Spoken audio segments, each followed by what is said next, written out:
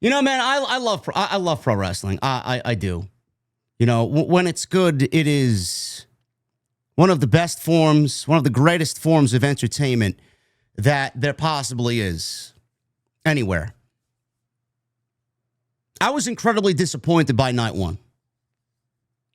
Incredibly disappointed. It did not feel like a WrestleMania to me. I know you guys felt the same way. The only thing that felt like a WrestleMania to me was CM Punk, Roman Reigns, and Seth Rollins. That's it. Excellent storytelling.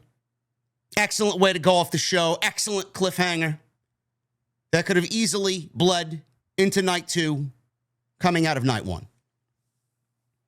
We were excited.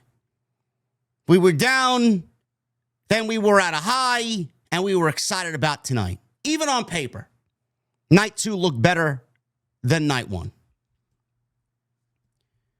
Night two got started with a tremendous, and I mean absolutely tremendous, opening match.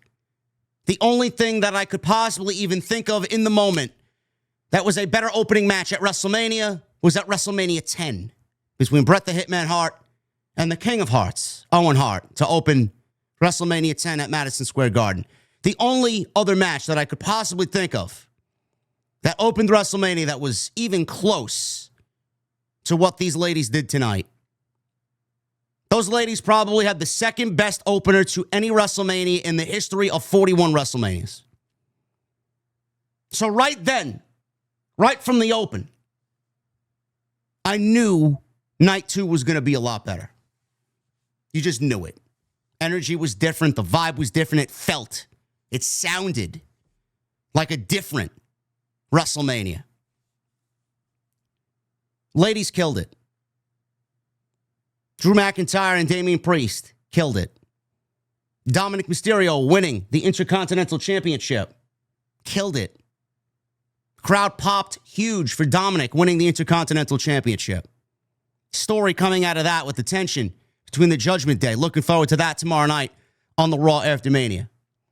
Becky Lynch came back. She teamed with Lyra Valkyria, won the tag team championships. And even that was a great moment. Great reaction for Becky Lynch coming back. Randy Orton and his open challenge was answered by TNA World Heavyweight Champion Joe Hendry. WrestleMania moment, no matter how you look at it. No matter how you look at it, it was a WrestleMania moment. AJ Styles and Logan Paul, they delivered. Energy was not as much as the rest of the show, but they delivered. The sounds, the vibrance, the aura, the entrances tonight, everything just worked. The flow of the show worked differently compared to night one. Did anything on this show rival the main event of last night's show? No. Punk, Rollins, and Reigns, absolutely no questions asked, not even close. Match of the weekend. Don't even want to hear it. There's not one match on this show that rivaled that main event last night. Last night was the true main event of this show. Over 2 nights. Tonight's show was fucking great. I don't care what anybody says. I don't care if you want to scream into the void while I give my opinion. WrestleMania Sunday, night 2 of 41, was a great fucking show. Top to bottom, it was a great fucking show. Period. Then we get to the main event. A main event that was built on March 1st in Toronto at the Elimination Chamber. A match that was built from one of the most shocking, if not the most shocking moment in WWE history. In John Cena's final year, he decides to go heel for the first time in 20 years. He sells his soul to The Rock, betrays Cody Rhodes, and he challenges Cody Rhodes for the main event for the WWE Championship at WrestleMania 41 this year in Las Vegas. Everybody was excited. I did more views on that video, on that podcast, on that stream live than I have done any other stream, including these two last nights. I've done more live viewers on that one show than I have this year's WrestleMania. So you can tell instantly the impact and the excitement that that moment created for everybody. Legitimately everybody. I had 9,300 people in this live stream on March 1st after John Cena turned heel.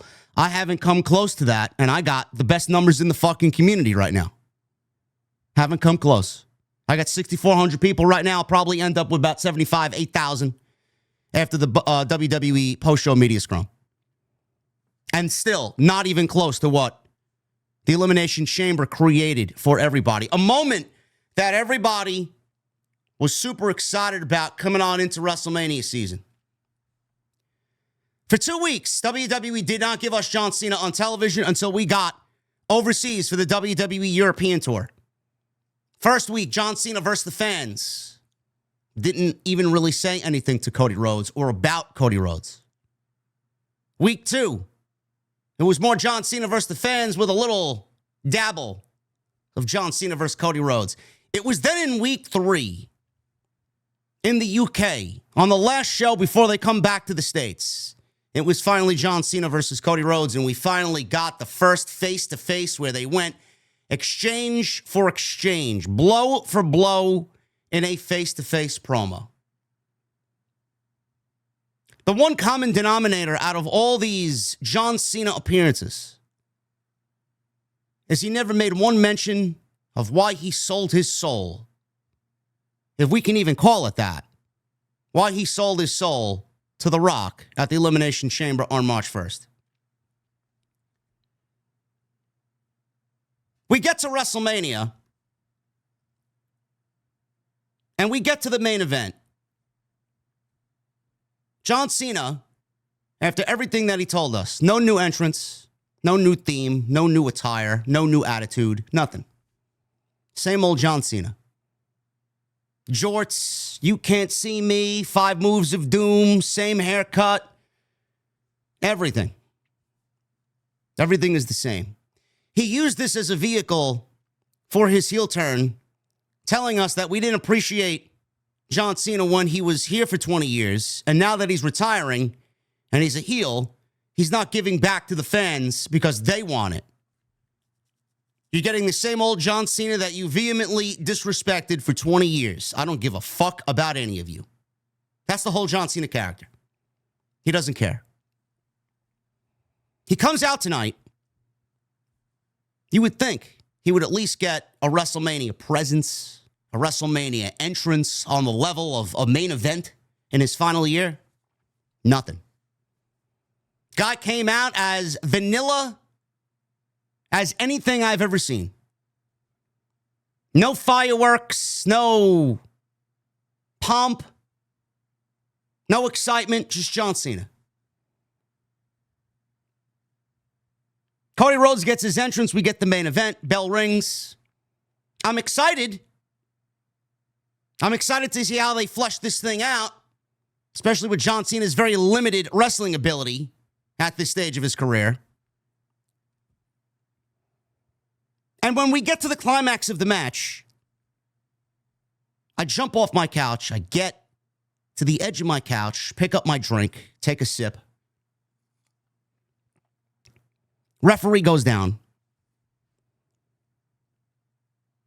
And we're left disappointed. Because everything that we have talked about, everything that we have thought about, everything that we logically as a fan base probably booked better than the people who booked this show. You were left disappointed.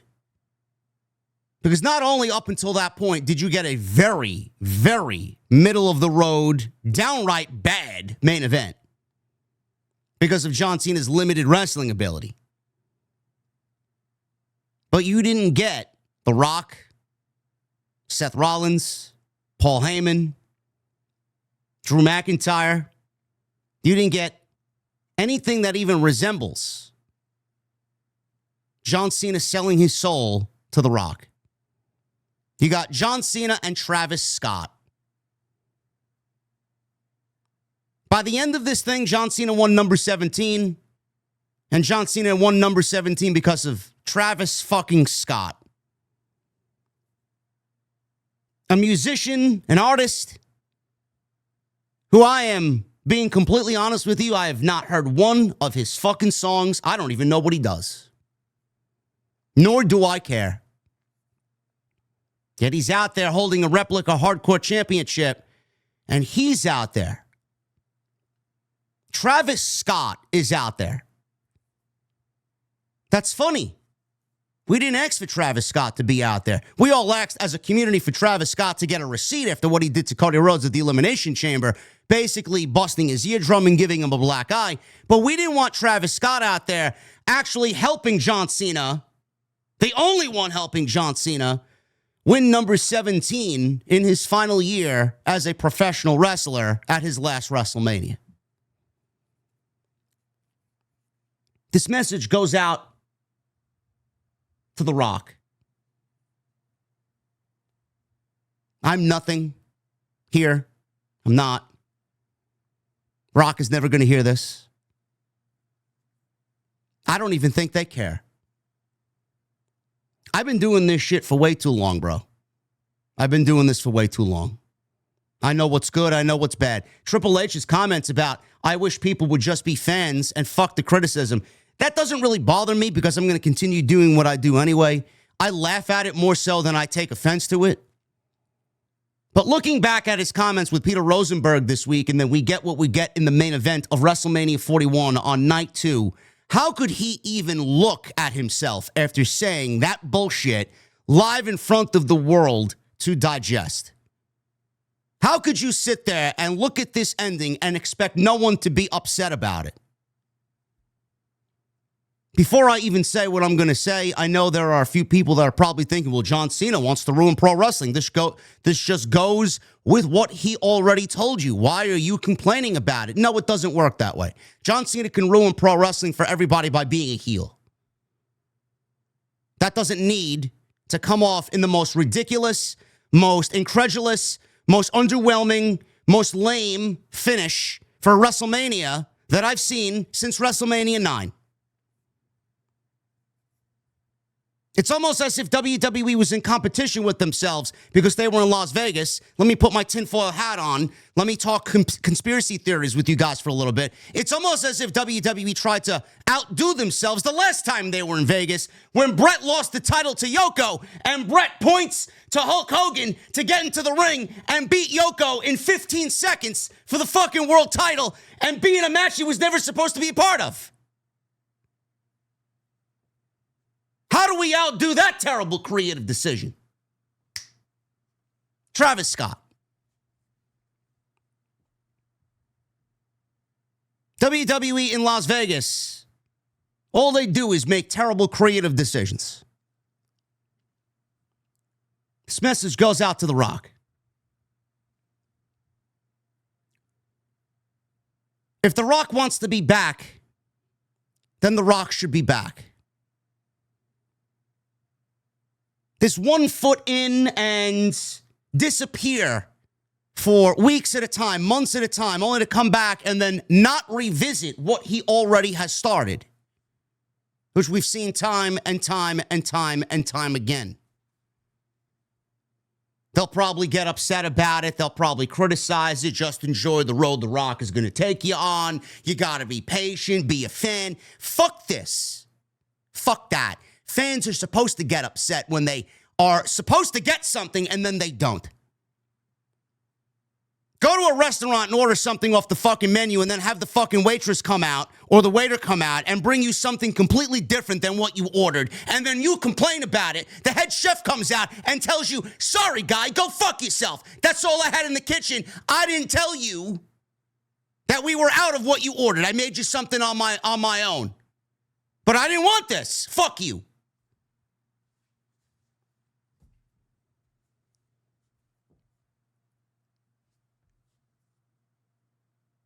This 1 foot in and 1 foot out type of bullshit with The Rock has got to come to an end. You're either in or you're out. I'm sorry.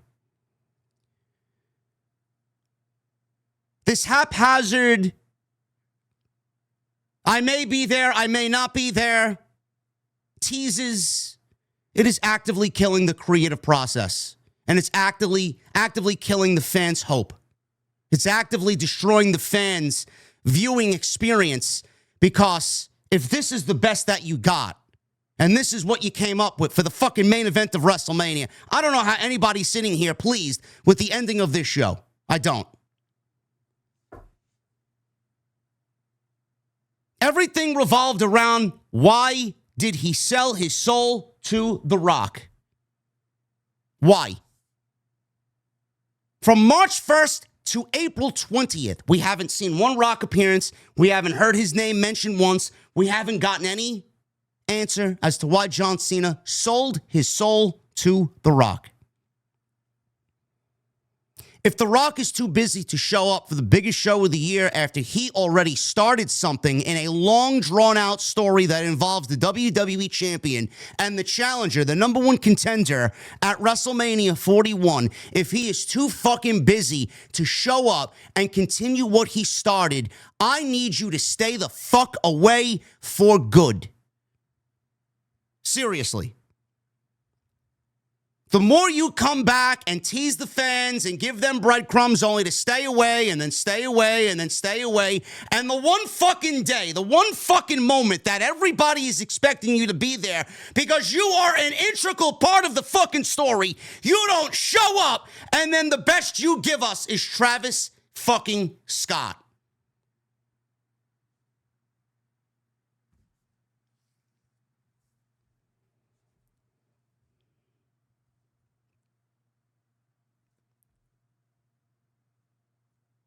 I know a lot of people are looking at me to blame Triple H, and I will blame Triple H. He's the guy. He made it very well known that he's very bothered about the criticism of everything that's going on, especially on this road to WrestleMania. He is to blame. He is to blame for everything that you see that you don't like, or everything that you see that doesn't make sense. He's not escaping this scot-free. But I genuinely wonder, because we all know how The Rock is, how much he was supposed to be involved. If he said he was going to be there only to not show up, and then this was the only thing that they could do because of the back and forth, the 1 foot in and the 1 foot out, indecision about where he needs to be, where he wants to be, I wonder how much of it has to do with The Rock supposed to being there and then not being there.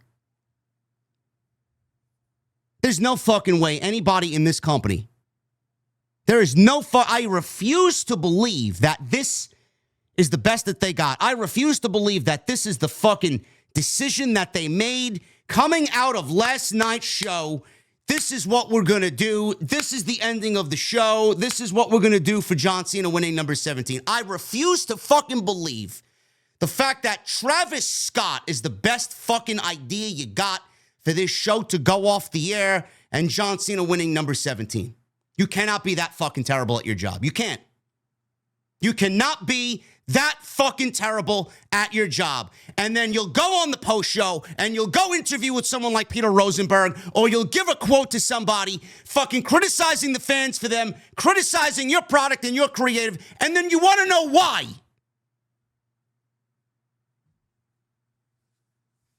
If The Rock is not going to be a part of this, and he's not going to grace us with our presence to answer the questions that we need fucking answers to, stay the fuck away. Stay away. Stay away. I don't want you on television if you are not going to be on television. You commit to one thing and stay committed to one thing. You don't commit to one thing, commit to this, commit to that, and then have your arms pulled in 5 fucking different directions.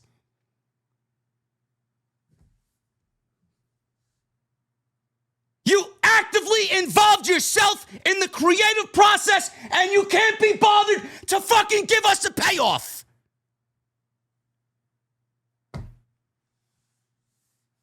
The one guy you're feuding with lost the title, not because of you.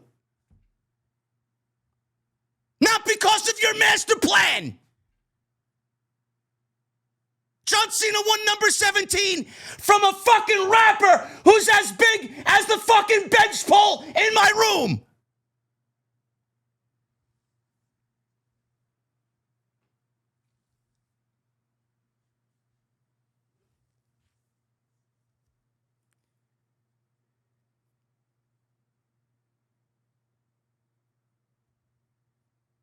It's inconsiderate. It's disrespectful. And we talked about this on Week's End. The one thing that people are going to remember when they walk out of that building, 61,000 people. The one thing that they're going to remember is how this show went off the air. Nobody asked for Travis. Nobody even wanted Travis Scott at the Elimination Chamber after what he did to Cody Rhodes. Nobody. Yet he is the focus of why John Cena, it is going to be in the record books. It is going to be in the WWE annals of history.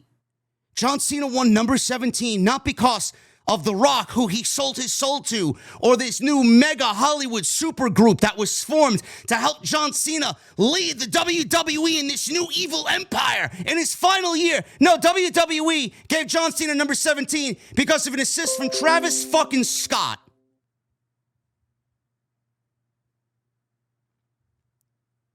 Everybody who booked this show, I'm sure they'll lay their head down tonight and fucking start counting their money because they sold out WrestleMania in Las Vegas, and it was the biggest gate in WWE history.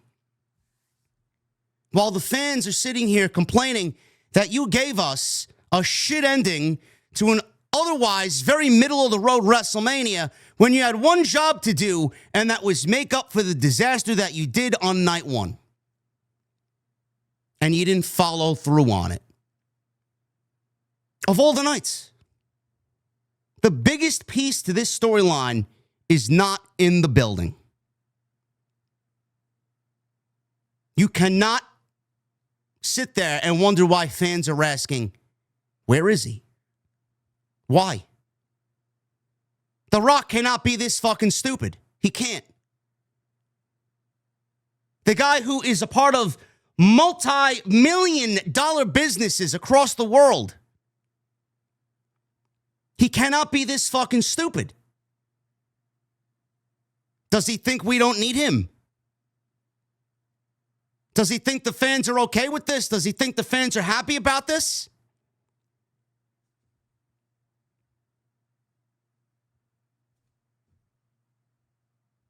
I don't really understand. I don't really understand this. It is mind-boggling to me how they dropped the ball on this. You get one opportunity at John Cena winning number 17, and that's the best you fucking got. That is the lamest way to give the guy the record for the most title reigns in WWE history.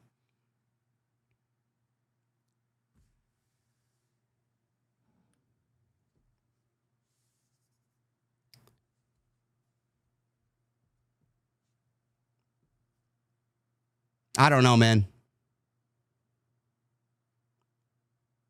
I really don't understand the logic of WWE. They've been very hot and cold. They've been very up and down. They've been very hit or miss. They've done some great things. They've done some not so great things, but I want to enjoy the road that we're on, and I want to be excited. This shit is only actively driving people to become more and more frustrated. And then you ask for people to be patient and you ask for people to wait. What are we waiting for? What are we waiting for? WrestleMania is supposed to end certain chapters with new chapters starting on the Raw after WrestleMania.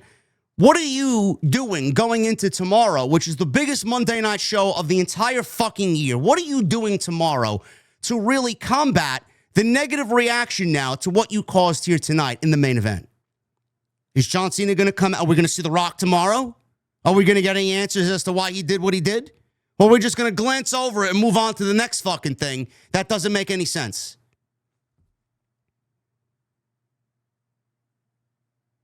I said it once, I'm going to say it again. The Rock being involved is actively killing the fucking product. I don't know how much say, I don't know how much involvement he has. But if the creative team is waiting on him to be there or not, and they are dancing around ideas and conclusions and endings and finishes with the idea that he may or may not be there, he needs to remove himself from the overall creative process completely and let the creative team do what they got to do. Because under no circumstances do I fucking believe that Travis Scott was the best ending to a WrestleMania like this tonight. And granted, WrestleMania last year with the 40 and Cody finishing his story, WrestleMania 40, the anniversary of WrestleMania, 40 years, Cody finishing his story, we all got an incredible ending, and we were given something that we may never see in this lifetime ever again. So they were already really climbing up a mountain that really wasn't even possible to climb, just based off what we got last year. But the fact of the matter is this year, they didn't even try climbing the fucking mountain. They looked at how steep it was and looked how treacherous it was, and they said, you know what, we're not even going to attempt to climb what we climbed last year. As a fan, as a viewer, knowing that WWE basically did not even attempt or try to give us a great ending after they gave us one of the greatest, if not the greatest WrestleMania ending of all time last year, that as a fan is fucking disappointing. And you should have every fucking right to be disappointed and voice your opinion to them as you want. I went into this knowing the match wasn't going to be a fucking Bret and Austin classic at 13. I went into this knowing that John Cena is incredibly limited at what he can do in that ring. I mean, if you've seen John Cena wrestle the last few times he's actually been in the ring, he hasn't done anything memorable. John Cena is now number 17.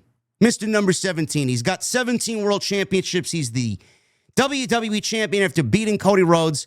The show is going to be more fun with him as a heel champion.